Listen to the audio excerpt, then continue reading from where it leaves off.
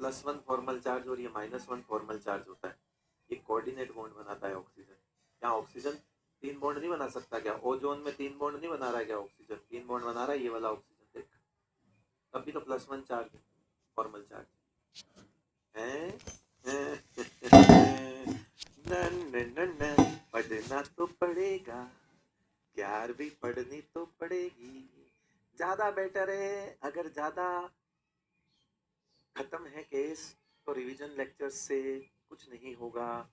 अगर केस खत्म है, थोड़ा बिल्कुल ही एकदम लट्टू बिल्कुल नहीं जल रहा है, तो आप 11th क्लास को प्रॉपर पढ़िए, समय दीजिए साथ में।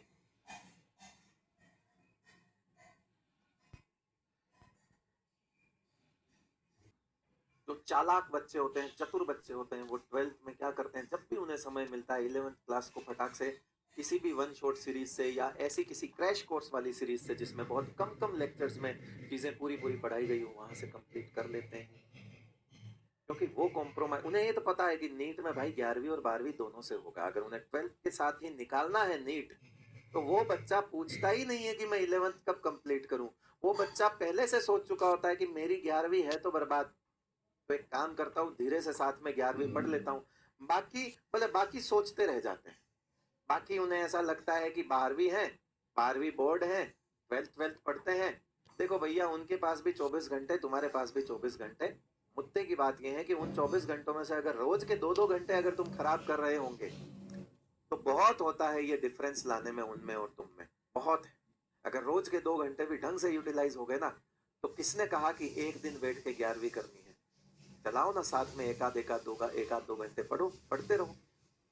भाई डॉक्टर बनना है, जाके देखो मोहल्ले में कितने बच्चों ने सपना पाला है डॉक्टर बनने का। पूछो जरा किसी से, सबने तो नहीं पाला।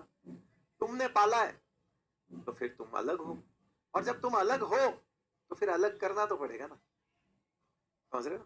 तो देखो, अपने सपने के लिए जो अलग करना पड़ेगा वो करना ही पड़ेगा।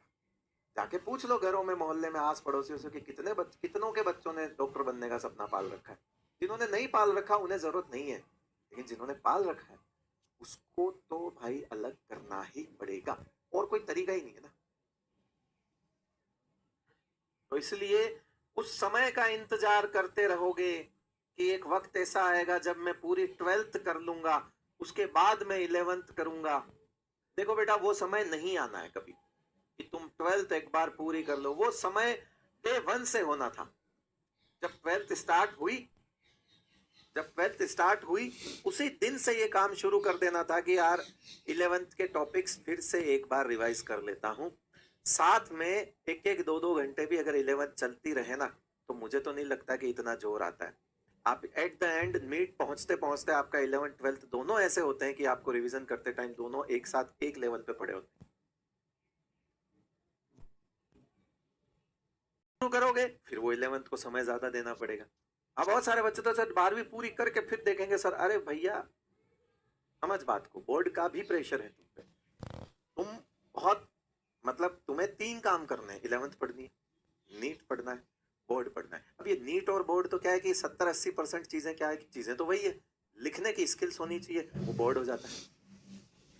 चीजें तो वही है, लिखने की स्किल्स चाहिए। एनसीईआरटी रीडिंग लगाओ, लिखने की स्किल्स आएंगी। एनसीईआरटी पढ़ते जाओ, रीडिंग लगाओ, शब्द नहीं आएंगे, सेंटेंसेस नहीं बनेंगे, तो लिखने की कला खो दोगे।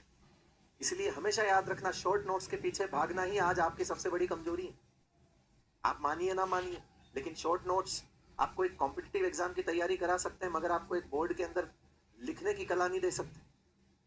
इसीलिए याद रखिए, जो राइटिंग स्किल्स है उन्हें बढ़ाइए, वो जिंदा रखिए अपने अंदर। और हमेशा याद रखिए, लिखने की कला पढ़ने से आती है, और पढ़ हम बहुत कम चुके हैं। हम एरो बना बना के शॉर्ट नोट्स में बहुत बिलीव करते हैं, लेकिन हम पूरी लैंग्वेज नहीं पढ़ना चाहते। जब हम लैंग्वेज नहीं पढ़ेंगे तो हमारे पास शब्द ही नहीं होंगे, हम खुद ही नहीं लिख पाएंगे। ठीक है, तो इसलिए बुक्स पढ़िए, एनसीईआरटी पढ़िए, बार बार रीड करिए। लिखना वही है बेटा, बोर्ड्स में जाके। और वो लिखने की कला तुम्हें तो नीट में भी नहीं अटकने देगी, पेपर एनसीईआरटी से ही आ रहा है। तुम एनसीईआरटी पढ़ दो ना, आराम से लिखो। फिजिक्स में डेरिवेशन सीखिए, डायरेक्ट ट्रिक्स बिल्कुल सीखिए, मैं आपको कहता हूं। लेकिन एक ट्रिक आपको ऑब्जेक्टिव क्वेश्चन करवा सकती है, क्योंकि ये नीट जो है एक डिफरेंट अप्रोच पे चलता है। ऑब्जेक्टिव क्वेश्चंस है। आज हम खुद ऐसे नहीं पढ़ा रहे होते बेटा, अगर नीट भी सब्जेक्टिव होता, अगर नीट सब्जेक्टिव होता तो हम भी ऐसे नहीं पढ़ा रहे होते, भी अलग तरीके से पढ़ा रहे होते। सब्जेक्टिव एग्जाम के लिए तैयारी करनी है तो डिफरेंट अप्रोच से चलना पड़ेगा। हाँ, मजेदार बात यह है कि सब्जेक्टिव अप्रोच से अगर चले तो ऑब्जेक्टिव इजीली हो जाते हैं, लेकिन सिर्फ ऑब्जेक्टिव अप्रोच से अगर हमने किसी चीज को देखा तो सब्जेक्टिव में दिक्कत आती है। तो इसलिए एनसीईआरटी रीडिंग अगर आप करते हैं तो बोर्ड्स के साथ साथ वो तो नीट में भी बेनिफिशियल है।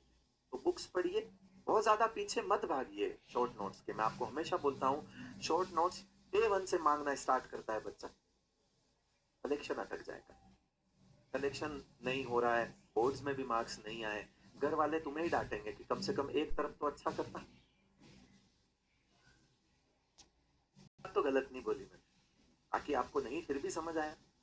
देखो मैं रोज तो ये बोलता ही नहीं, और ना आपको इतना सीधा बोलने वाला कहीं पे कोई रील मिलेगी, आपको यूट्यूब पे कोई नहीं मिलेगा इतना सीधा बोलने वाला। अब यही बोल देंगे कि हाँ हो जाएगा बेटा, हम साथ खड़े। अरे खड़े हम तो साथ, हम पढ़ नहीं सकते ना आपके साथ, हम सिर्फ साथ खड़े हैं। हम मोटिवेट कर सकते हैं, हम बता सकते हैं कि बेटा देख, आप गिर गए तो हम उठा सकते हैं, बोल सकते हैं कि दौड़, हम संभाल सकते हैं, पर हम आपके साथ भाग नहीं सकते। भागना तो आपको ही पड़ेगा। आ जाइए बेटा, पाई बॉन्ड बना बता